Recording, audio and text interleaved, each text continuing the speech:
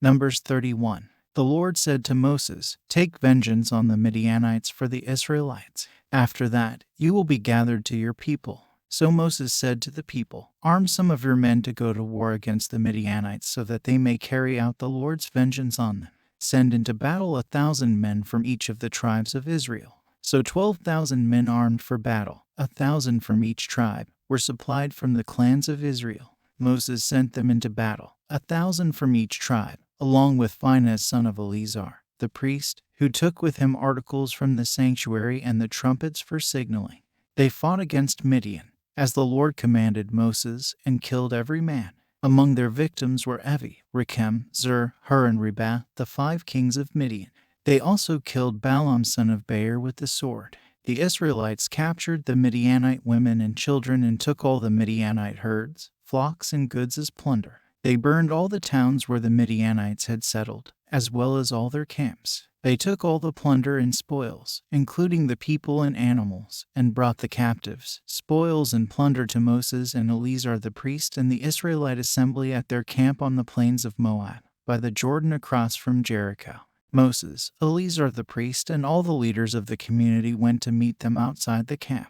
Moses was angry with the officers of the army, the commanders of thousands and commanders of hundreds, who returned from the battle. "Have you allowed all the women to live?" he asked them. They were the ones who followed Balaam's advice and enticed the Israelites to be unfaithful to the Lord in the Peor incident, so that a plague struck the Lord's people. "Now kill all the boys, and kill every woman who has slept with a man, but save for yourselves every girl who has never slept with a man.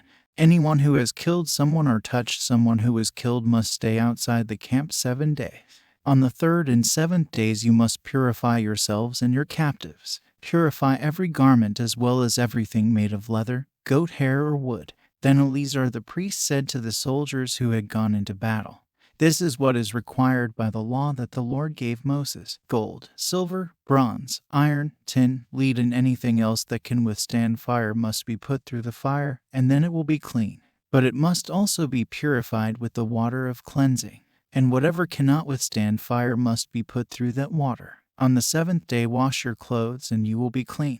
Then you may come into the camp." The Lord said to Moses, "You and Eleazar the priest and the family heads of the community are to count all the people and animals that were captured.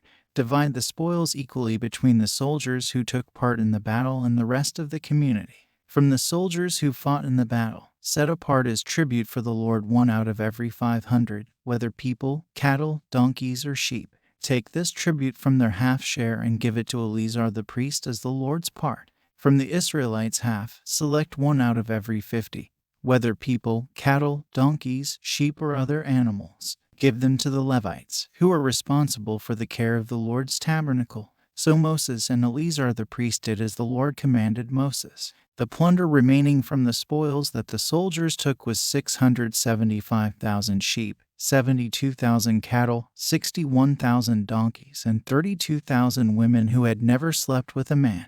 The half share of those who fought in the battle was 337,500 sheep, 36,000 cattle, 30,500 donkeys, and 16,000 people. From the Israelites' half, Moses selected 1 out of every 50 people and animals, as the Lord commanded him, and gave them to the Levites, who were responsible for the care of the Lord's tabernacle. Then the officers who were over the units of the army, the commanders of thousands and commanders of hundreds, went to Moses and said to him, "Your servants have counted the soldiers under our command, and not one is missing.